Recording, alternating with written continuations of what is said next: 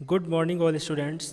तो जैसा कि आप सभी जानते हैं 8th क्लास के लिए आपकी साइंस की स्टडी चल रही है, जिसमें मैंने आपको चैप्टर पढ़ा रहा हूँ क्रॉप प्रोडक्शन यानी फसल का उत्पादन। ठीक है, तो आइए इसके बाद सोइंग पे चलते हैं। आपने देखा था एग्रीकल्चरल इम्प्लीमेंट्स मैंने आपको पढ़ाए थे, है ना, देख सकते हैं आप, जिसके अंतर्गत मैंने आपको प्लग, है ना, हो और कल्टीवेटर पढ़ाए थे। इसके बाद आप बात करेंगे सोइंग की। सोइंग यानी बीज बोना एक तरीके से। तो देख सकते हैं आप, sowing is the most important part of crop production. जो सोइंग है यानी बीज बोना मोस्ट इम्पॉर्टेंट यानी सबसे महत्वपूर्ण पार्ट है किसका? क्रॉप प्रोडक्शन का, यानी फसल के उत्पादन का। बिफोर सोइंग, है ना, बीज बोने से पहले good quality seeds are selected. एक अच्छी क्वालिटी के सीड्स माने बीज आर सेलेक्टेड माने चयनित किए जाते हैं, चुने जाते हैं। सिलेक्शन ऑफ सीड्स, देखो सीड्स का यानी बीजों का सिलेक्शन किस प्रकार करते हैं आइए देख लेते हैं। Selection of seeds involves lot of precautions as the seed should be healthy and disease free. देखो सिलेक्शन ऑफ सीड्स जो है ना, इन्वॉल्व्स माने शामिल करता है, लॉट ऑफ प्रीकॉशंस माने बहुत सारी सावधानियों को शामिल करता है। यानी आप यदि बीजों को चुनते हैं तो उससे पहले आपको बहुत सारी सावधानियों पर ध्यान देना पड़ता है, बहुत सारी सावधानी रखनी पड़ती है। देखो जैसे एज द सीड्स, जैसे कि सीड्स माने बीज, शुड बी हेल्थी, कैसे होने चाहिए? स्वस्थ होने चाहिए। एंड डिजीज़ फ्री, और बीमारी से मुक्त होने चाहिए। ठीक है ना, कैसे होने चाहिए? डिजीज़ फ्री, बीमारी से मुक्त होने चाहिए। ओनली क्लीन, केवल स्वच्छ। एंड डिजीज़ रेजिडेंट, और बीमारी से विरोधी, यानी जो बीमार ना हो, जो खराब बीज ना हो, है ना, इसका मतलब ये हुआ। सीड्स शुड बी सेलेक्टेड, बीज चुने जाते हैं। ठीक है।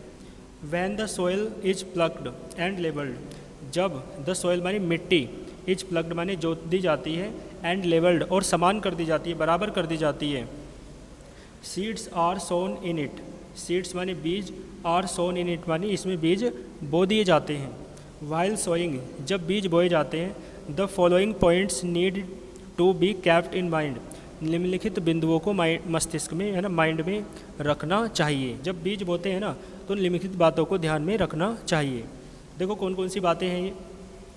पहले आप देख सकते हो, seeds must be planted at the correct depth in the soil. Seeds माने बीज, मस्ट बी प्लांटेड माने बोए जाने चाहिए, एट द करेक्ट डेप्थ, बिल्कुल सही, करेक्ट माने सही, डेप्थ माने गहराई पर, इन द सोयल यानी जो बीज है ना मिट्टी में सही गहराई पर बोए जाने चाहिए। If planted deep in the soils, यदि आप मिट्टी में, है ना, बीजों को डीप माने गहराई में बो देते हो, बहुत गहराई में, दे कैन नॉट रेस्पायर, वे श्वास नहीं ले पाएंगे, है ना, श्वास नहीं ले सकते हैं, सांस नहीं ले सकते हैं।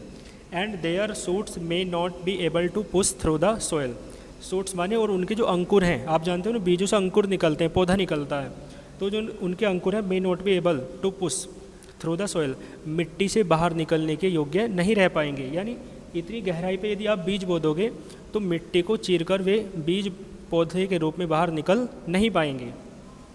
If they planted on the surface, है ना, यदि दे माने वे, प्लांटेड माने बो दिए जाते हैं, ऑन द सरफेस, यदि केवल सरफेस पे ही बो दिए जाते हैं, यानी ऊपर ऊपर बो दिए जाते हैं, they will be eaten by birds, वे किसके द्वारा खा लिए जाएंगे? पक्षियों के द्वारा खा लिए जाएंगे। ठीक है। इसके बाद देखो, seeds require water for germination, germination का मतलब होता है अंकुरण, मैंने बीज मिट्टी को चीर के बाहर आते हैं छोटे से पौधे के रूप में, उसे अंकुरण कहते हैं। तो सीड्स रिक्वायर माने बीजों को आवश्यकता होती है, वाटर माने पानी की, फॉर जर्मिनेशन यानी अंकुरण के लिए, बाहर निकलने के लिए। The soil should therefore have water in it, the soil माने मिट्टी, should therefore have water, तो मिट्टी को क्या रखना चाहिए? देयर फॉर माने इसलिए मिट्टी को क्या रखना चाहिए? वाटर यानी जल को रखना चाहिए। इन इट माने इसमें, अपने आप में। However if there is too much water, देखो जब कभी there is too much water, बहुत अधिक पानी हो जाए, seeds will not germinate properly, जो बीज हैं जर्मिनेट माने अच्छे से अंकुरित नहीं हो पाते हैं। ठीक है ना। Seeds should be sown at correct distance, बीजों को उचित दूरी पर बोना चाहिए। इफ़ दे टू क्लोज, यदि वे ज़्यादा पास पास हो जाएंगे, they will not get enough water, sunlight and nutrients, तो उन्हें ज़्यादा पानी, सनलाइट यानी सूर्य का प्रकाश, और न्यूट्रिएंट और पोषक तत्व नहीं मिल पाएंगे। और ये यदि वे ज़्यादा दूर हो जाएंगे तो आप समझ सकते हो फील्ड स्पेस यानी जगह की क्या हो जाएगी? वेस्टेज हो जाएगी। ठीक है। तो दोनों ही स्थितियों में आप ध्यान रखेंगे ये सावधानियाँ। All the very best.